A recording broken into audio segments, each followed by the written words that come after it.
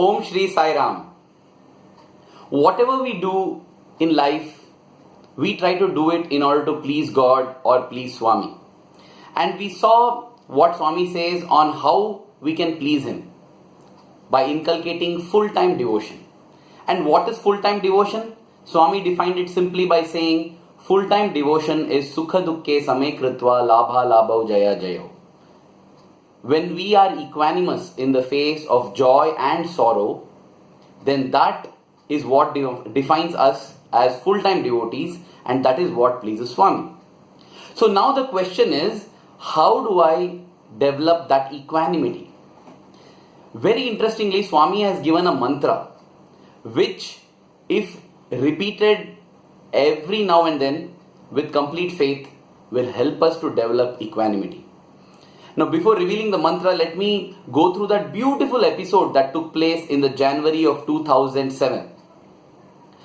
Swami had decided to bless the city of Chennai with the Athi Rudra Maha Yajnam, and Swami had selected a group of students to accompany him to this place. Wherever and whenever Swami travels, he always takes along with him a group of students and staff members, and they are considered as the blessed ones. So these blessed ones had got the opportunity to accompany Swami to Chennai, and Swami had actually allotted a duty to each of them. And what was that?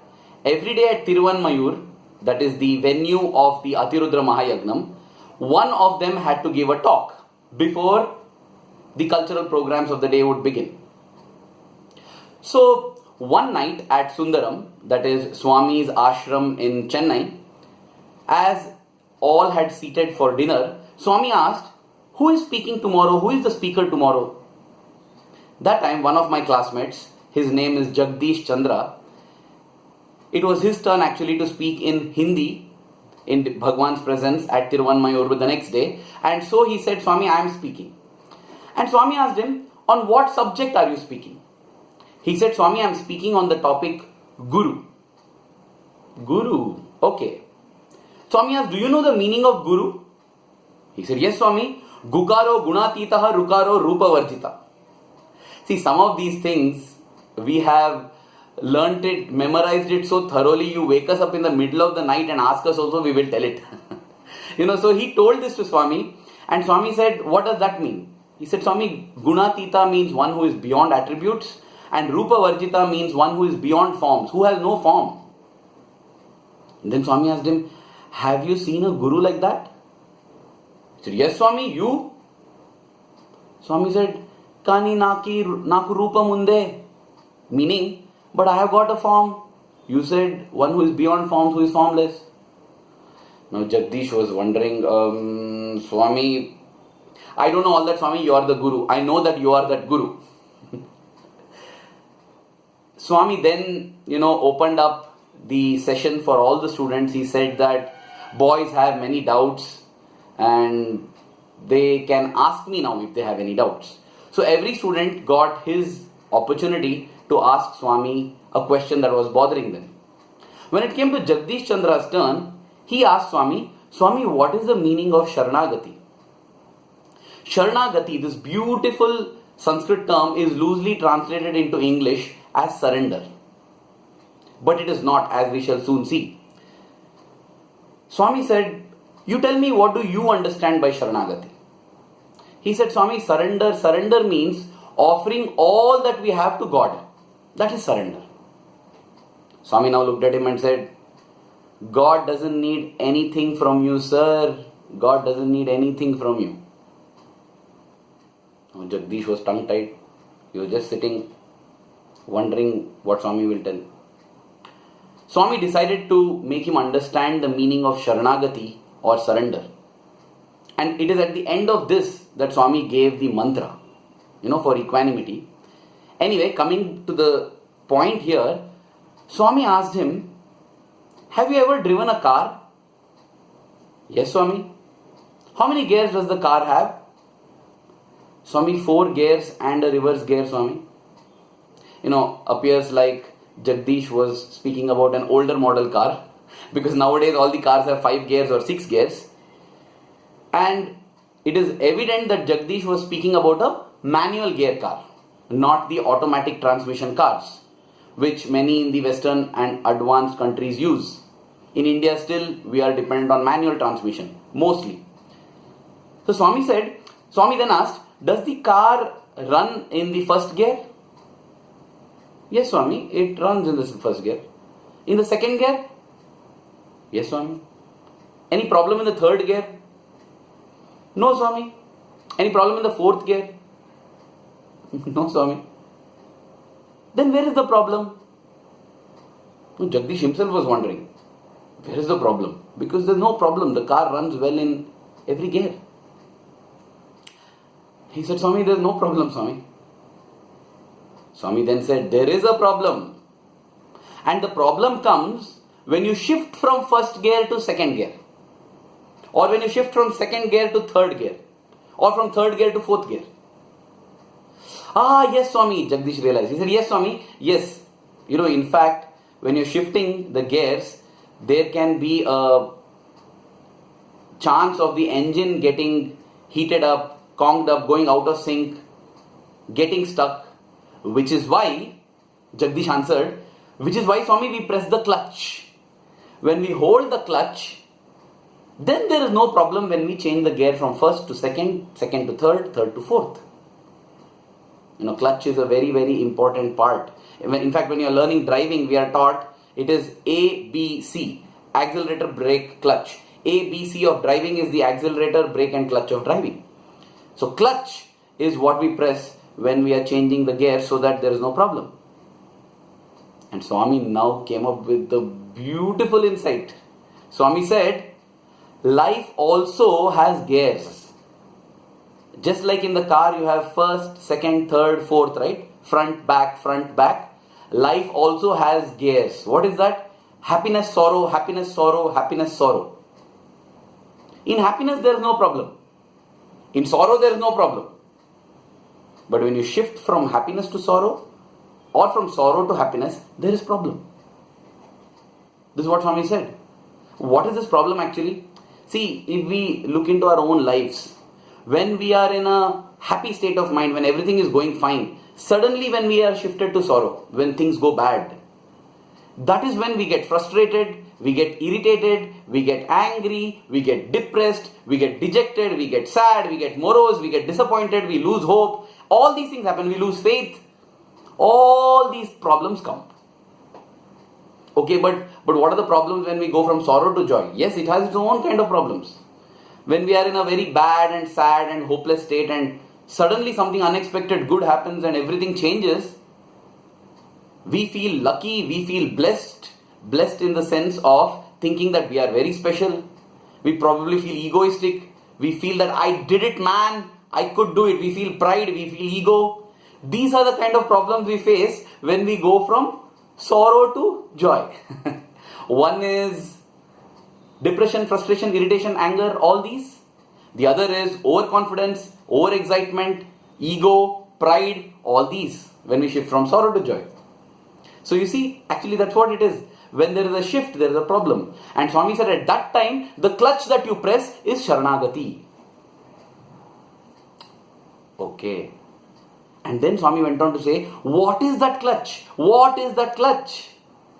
That, dear brothers and sisters, is the mantra. The mantra. We have heard of the Ashtakshari mantra, Om Namo Narayanaya. And the Panchakshari mantra, Namah Shivaya. Namah Shivaya. Om Namo Narayanaya.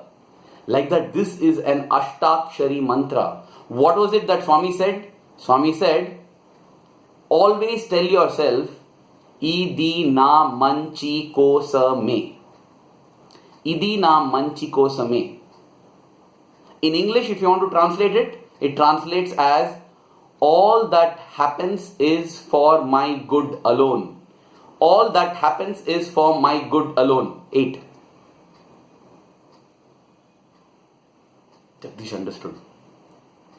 When we shift from sorrow to joy, when we are feeling overexcited, when we are feeling on top of the world, when we are feeling that I can do everything, I am the superhero, ego, pride, all this comes, at that time just let us close our eyes and tell, Idina manchi ko same. All that happens is for my good. Meaning, it is not because of me that this has happened. It is because there is a powerful, loving Lord above me who ensures that all that happens is for my good alone. Good alone. Nothing that happens is bad for me. Since this is good for me, it has happened. It is nothing about my special ability. There is nothing for me to feel proud about, nothing for me to feel egoistic about. Because it is good for me, it has happened. So I will accept it as God's prasadam. The same works in the reverse also. When we go from joy to sorrow, when we are getting depressed, frustrated, irritated, angry, and we are feeling low, no need to feel low. There's nothing wrong with me. I am not bad. I am not evil. There's nothing wrong about this.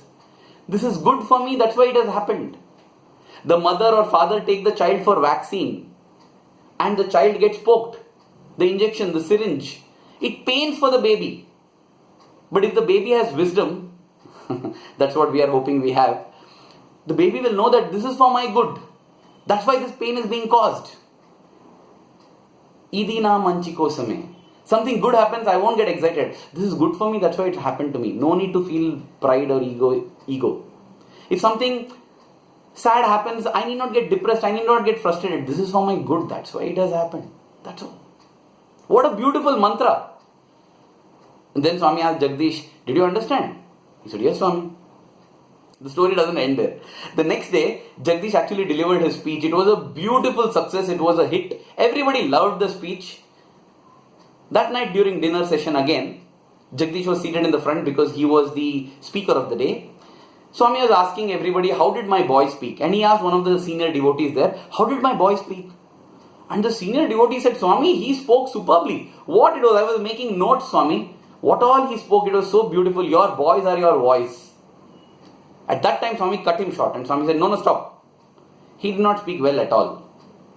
Now, Jagdish was having food, he stopped. Because all that we do it for Swami being happy. And Swami is not happy now. If Swami is not happy, it doesn't matter if everybody else is also praising us and happy with us. And if Swami is happy, it doesn't matter if others criticize us. Swami is happy, that's enough. And here Swami was not happy. Swami said he didn't speak well. Jagdish was wondering what wrong did he do. Swami went on to say, I told him so much about Sharanagati, but he did not speak about Sharanagati. At this point in time, Jagdish inwardly was screaming. He was saying, Swami, this is unfair. You told me Sharanagati, no doubt, that was my doubt which I asked you. But I clearly told you I am going to speak about Guru. And you had no problem with that yesterday. And today now you are doing this. He was feeling very sad. He was thinking in his mind, when somebody loves us, they actually praise us in public and criticize us privately. Swami seems happy with me privately, but in public he is criticizing me. What is this? He was feeling very sad. In fact, he was feeling so sad that he didn't want to look at Swami's eyes also. He was looking down and feeling bad. Now sweet Swami is trying to catch his eye. He's trying to bend and look at him.